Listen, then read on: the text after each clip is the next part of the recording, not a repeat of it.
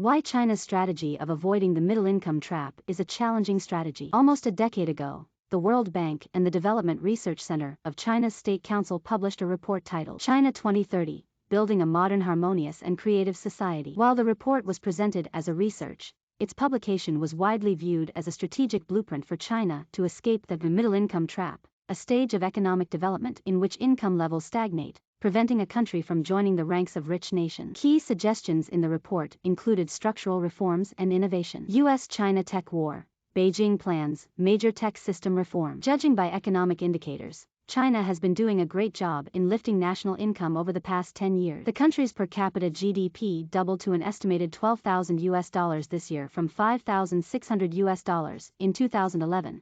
A level close to the World Bank's defined threshold for a high-income country. But for Beijing's economic decision-makers, the middle-income trap is still a real threat, as indicated by a long article by Vice Premier Liu He, right-hand man to President Xi Jinping, published in the People's Daily last week. Since the end of World War II, there are many countries that have started the industrialization process and even briefly stepped over the threshold of being a high-income country, Liu wrote. Yet only very few countries, such as South Korea, Singapore, and Israel, have truly leapt over the middle-income trap. To become an advanced economy, China has to shift its growth model from a strategy driven by inputs to an approach driven by technological innovation, a process that is still in progress, according to Liu. Liu's article, which argues for China to embrace high-quality growth and lays out ways to achieve that goal, is consistent with the World Bank and the State Council's joint report a decade earlier. Worries about the sustainability of China's growth persists, and the role of innovation in solving that problem is highlighted. At the same time, there have been subtle changes in Beijing's economic policy. China's debt-to-GDP ratio falls, but pace of deleveraging slows. In the 2012 report,